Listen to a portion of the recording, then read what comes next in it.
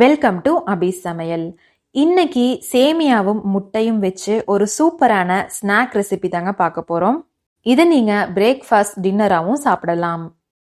ஒரு கப் சேமியாவை நல்லா வேக வச்சு எடுத்து வச்சிருக்கேங்க. உங்களுக்கு தேவைப்பட்டா சேமியா கூட பொடியா நறுக்குன காய்கறிகளையும் சேர்த்து வேக வச்சுக்கலாங்க.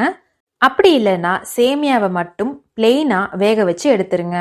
இது கூட 3 முட்டையை உடைச்சு சேர்த்துக்கிறேங்க.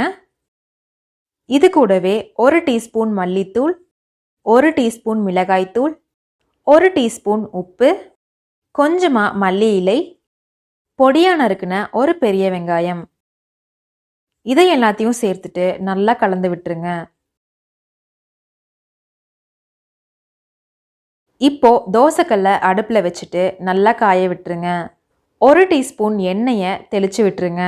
தோசைக்கல் நல்லா காஞ்சதுமே அடுப்பை மீடியம் ஃப்ளேம்ல வச்சிருங்க.